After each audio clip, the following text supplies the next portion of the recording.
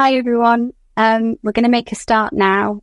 Welcome to our bite-sized webinar. It's going to cover anticipatory declarations, fluctuating capacity in sections 5 and 6 of the MCA 2005, following on from the decision of Mrs Justice Tighe in Leicestershire County Council and P. Joining me today is Leah Selkirk, our special guest from Mills and Reeve, and Karim Casey, who was the Silk representing the ICB at the hearing. I'll just start by letting you know our itinerary. So we're going to start with just a brief summary of some of the facts in the Leicestershire case. Then Leah will tell us all about sections 5 and 6. And then Sam will help us with anticipatory declarations and practical guidance. So just to tell you about P, she was a woman in her 50s at the time that the hearing was heard. She has an established diagnosis of dissociative identity disorder, and we think that this is the first reported decision to actually cover this diagnosis. It's sometimes colloquially referred to as split personality, but in essence, P has multiple parts that she switches between. Dr. Camden Smith gave expert evidence in writing and then at the contested hearing. For the first time at the contested hearing, she said that the more accurate description of the diagnosis is complex PTSD with dissociative characteristics. But in any event, everybody agreed that P had periods where she dissociated, i.e. she had amnesia, depersonalisation and derealisation. And that's against the background of significant trauma from childhood onwards. During her adulthood, P had been detained under sections 2 and 3 of the Mental Health Act at various points. And she reported being involved with an abuse group. She often presented with reports and injuries that were consistent with quite serious sexual and physical abuse. But no police action had ever been taken due to insufficient evidence. At the material time when the court was making its decision, P was living in her home with a package of professional care funded by the ICB and the local authority under Section 117 Aftercare. And she was receiving specialist therapy from a provider called CDF, and that was commissioned above and beyond the NHS core services. In essence, the court was being asked to make decisions about P's best interest in relation to that package of care. And it was particularly complex because P was requesting support to keep herself safe, but she also objected in different ways at different times to the restrictions that were being implemented as part of her care plan. The key question for the court was really whether P would lose capacity when she dissociated, and if so, what the court should do about it. So I'm going to hand over to Leah now, who's going to tell us about sections 5 and 6. Leah, what do these provisions actually say? Thanks, Ashlyn, and thank you to King's Chambers as well for having me as a guest panellist today. So Section 5, as you'll see on your screen now, Section 5 is set out in full there. It essentially allows carers, healthcare and social care staff to carry out certain tasks without fear of liability. These tasks can involve personal care, healthcare or treatment of people who lack capacity to consent to them. And the aim is to give legal protection for acts that need to be carried out in the best interests of that person who lacks capacity to consent, or in other words, it allows carers or healthcare and social care staff to carry out certain tasks without fear of liability. To have that protection from liability when providing care or treatment, there must be a reasonable belief that the person being cared for lacks capacity to make relevant decisions about their care or treatment. And to have this reasonable belief, there must have been reasonable steps taken to establish that the person lacks capacity to make a decision or consent to an act. As determined in P's case, it can obviously also include enacting a crisis plan that would protect P from risks of self-harm and potential death and abuse by others when she was in a dissociated state and where carers assessed that she lacked capacity and needed to act in her best interests. And the examples given in the judgment refer to preventing P from disabling the internet and following her in the event that she left her home. Section 6 sets out some limitations, and that those limitations are set out in full on the slide, but it essentially places limits on Section 5 in terms of the use of force or restraint, and only permits restraint to be used where this is necessary to protect a person from harm, and the that it's a proportionate response to the risk of that harm as well. So can you help us with whether this is confined to emergency situations? Yes. So in short, no. Mrs. Justice Tice does qualify that there are clearly limits and refers to Lady Hale in the case of N and a CCG from 2017, where it was said that Section 5 would usually suffice unless the decision is so serious that the court itself has said that it must be taken to court, or where there is a dispute or what is being done amounts to a deprivation of liberty, where there is no dole's authorisation in place, and then it may be necessary to bring the matter to court. The sorts of decisions falling outside the scope of Section 5 protection are those that are so serious, or the proposed procedure or treatment or arrangements are to be carried out using a degree of force to restrain the person concerned, and that restraint goes beyond that permissible under the Mental Capacity Act. The facts in P's case were, of course, that there was no suggestion of restraint, or that P would be deprived of her liberty by the arrangements proposed in her care or crisis plan. Mrs. Justice Tice was therefore satisfied on the facts of this case that P was protected by the framework set out in Section 5 and 6, and that using that framework would have the advantage that decisions could be taken contemporaneously, both as to P's capacity and her best interests, and that having up-to-date information on P's wishes and feelings would be more appropriate to guard against the relatively infrequent occasions of risks that arose in P's case. Okay, and just as a heads up for everybody, we think there's another judgment coming out on the 21st of November that will cover the application again of Sections 5 and 6 of the MCA 2005. That's another decision from Mrs. Justice Tice that Sophie Allen from King's Chambers has been on, so look out for more from us then. Okay, so Sam, could you tell us whether the court has the power to make anticipatory declarations or not, and if so, when? Sure. Good afternoon, everybody. The simple answer to that is yes, but I assume you want to hear a bit more about why I'm saying yes. This decision was important for various reasons, and Leah's outlined one of them, which is the use of Section 5 and 6. The other reason why it's important was in respect of anticipatory declarations and when it would be appropriate to use them and what the case law is, because one of the cases I'll just briefly touch on later was a decision of Mr. Justice Mostyn, where he said in obiter, so in reference, that, listen, I'm not convinced that the court has jurisdiction to make anticipatory declarations. And sometimes a lot of parties deploy that as a reason as to why the court doesn't have jurisdiction. But this case finally has put finality to that assertion. So the starting point, as the slides suggest, is Section 15. That provides plainly that the court has power to make a declaration when someone lacks capacity, and can make a declaration, as we all know, in subsection 1C, about the lawfulness or otherwise of an act done, so present tense, or yet to be done.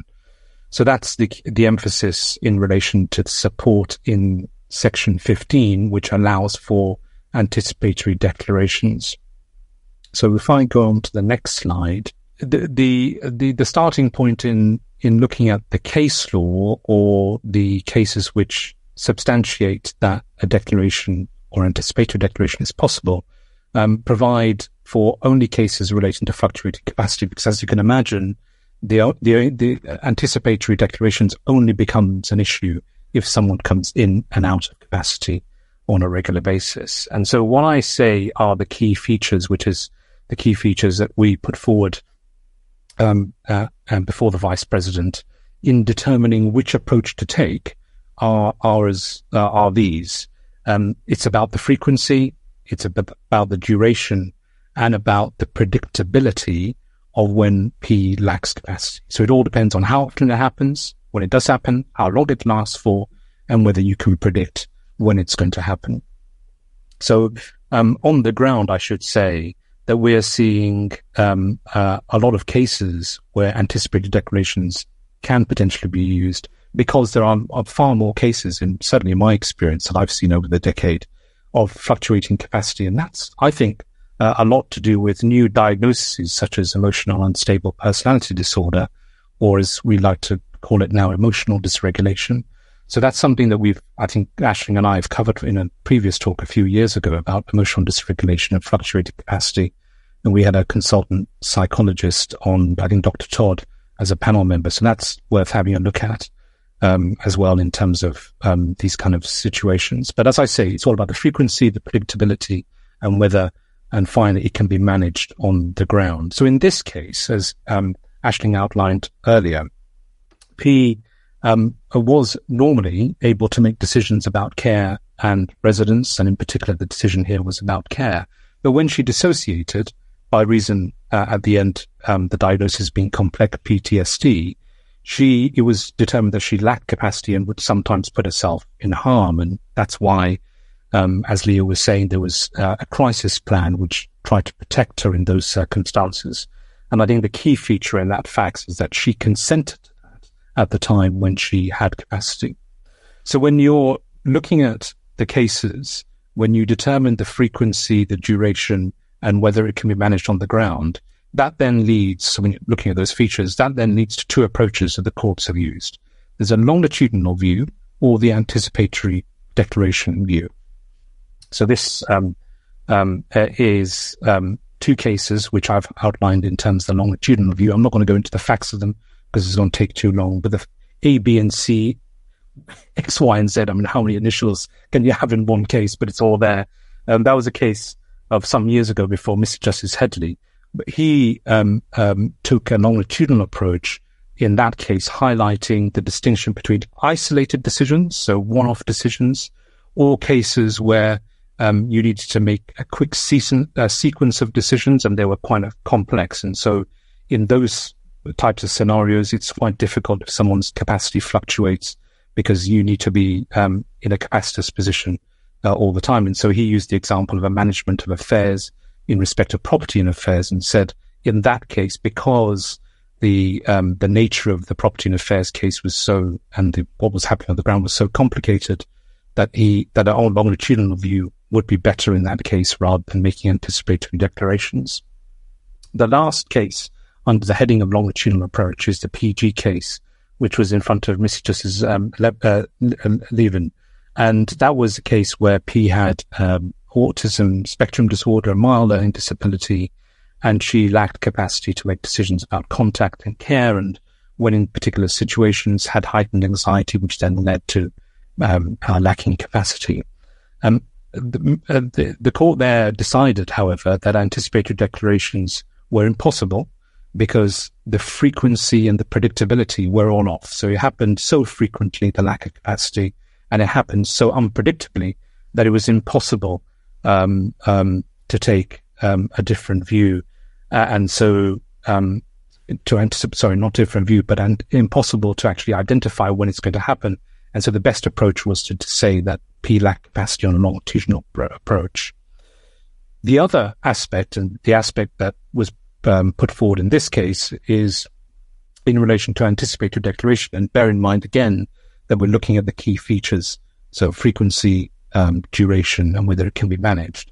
And the first case I just want to look at very briefly was the United Lincolnshire Hospital case, 2019, where Francis J. held that there was a substantial risk that P would lose capacity in an obstetric case, and so made a declaration that an obstetric care plan was lawful and in that person's best interest in that very well-defined circumstance where the person lacked capacity. So in that case, the takeaway is that the facts demonstrate it was clear when and for how long P would lose capacity, and so it's well defined, and so the court went on to make anticipatory declarations to that effect. The Wakefield case is another good example, and that was in front of Mr. Justice Cobb, as he then was, and he made declarations to cater for a care plan when P had meltdowns, quote unquote, as defined in the judgment. Now I would suggest that's emotional dysregulation, but those meltdowns, he said, occurred when P lacked capacity by reason of ASD. So again, the court used anticipatory declarations to cater for a care plan and authorize a care plan.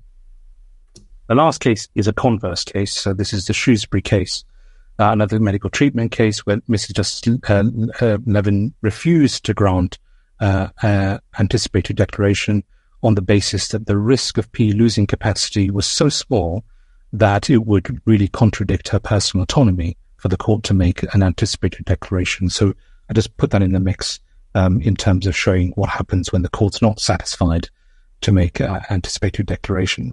But drawing the threads together then, in this case, the Vice President has accepted and said this is the right way to go in terms of Section 15C. So 15C, if we go back to the definition, says a lawfulness of something yet to be done. So she said there's complete clarity. The court has jurisdiction, despite the arguments made by the local authority that the court didn't, but the court has jurisdiction to make an anticipated declaration.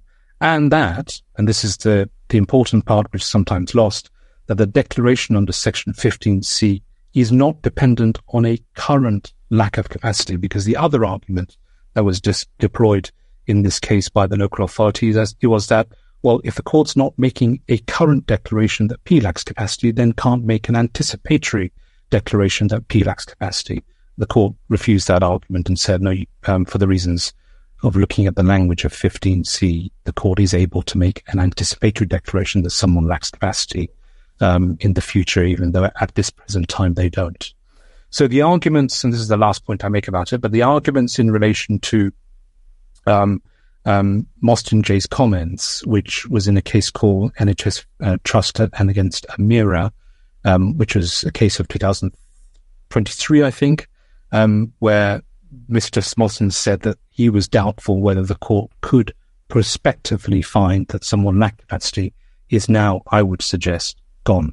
And so now it's settled law, and this decision hasn't been subsequently appealed, well, not as far as I'm aware. And so it's now settled law that the court does have jurisdiction. And I hope I've outlined the circumstances when the court can make those types of declarations.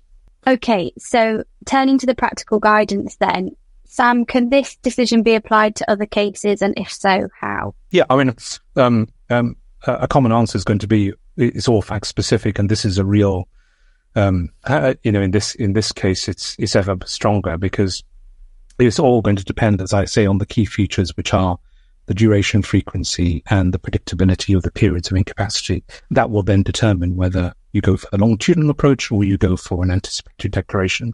So in the sense of, in this case, obviously, the circumstances were such that you could predict when it's going to happen, and you could almost say how long it's going to happen for, and when it's going to happen.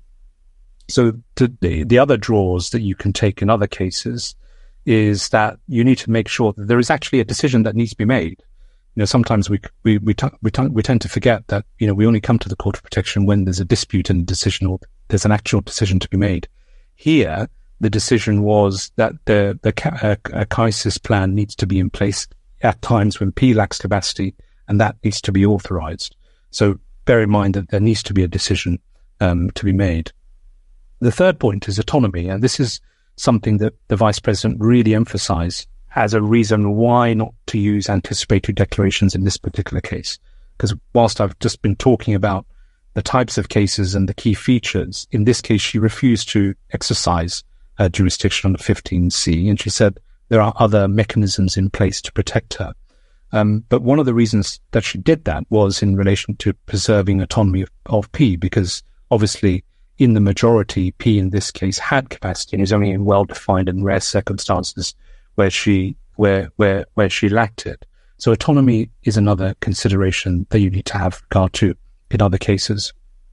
And a good example of that is the question that she asked, the Vice President asked herself in the judgment, is there another way to manage the situation? And this comes back to Leah's point about sections 5 and 6, because in this case, she said, the Vice President, that there was another mechanism in which P could be protected when she lacked capacity, with the reasoned belief, the outline that Leah gave, and a crisis plan to be in place. So there is another way in which P could be protected in those circumstances, or in her words, to manage the situation. So there's an alternative means. It's my other aspect of guidance. And I think the final thing, and perhaps the most important thing, is the involvement of P, which Sounds obvious, of course, because, we always try to involve P in any decision-making process. But this is critical in this case because P had in fact consented to the crisis plan that she asked the court to authorize to be in her best interest and lawful in terms of restriction at times when she dissociates. So in this case, it's worth highlighting that P, together with the ICB, suggested that there ought to be anticipatory declarations. So she was positively saying that, I want this at times when I dissociate and I put myself at risk. And so it gives rise to what's been called an advanced choice document. So what I mean by that is that there may be cases where similar to this, where there's emotional dysregulation or dissociation, or someone has bipolar disorder, for instance, where at times when they have capacity, they're able to set out very clearly what their choice is and whether they consent to restrictions in the future. And this is a case where clearly, and very unusually, I would suggest that P was able to say, listen, when I lack capacity, I put myself at risk, and this is what needs to happen, and I agree with it. So involvement of P, although critical across the board, and the Capacity Act, of course, is ever more important in these cases. Okay, thanks everyone for listening to us, and thank you to Leah and Sam for joining for the webinar. I've put Leah's profile so you can see the sort of work she does and also her very helpful article on this case. This video will probably make its way onto YouTube. And if you email our marketing team, I'm sure they can provide you with the slides. Thanks, everybody. Have a nice Halloween. Thanks, everyone. Thank you.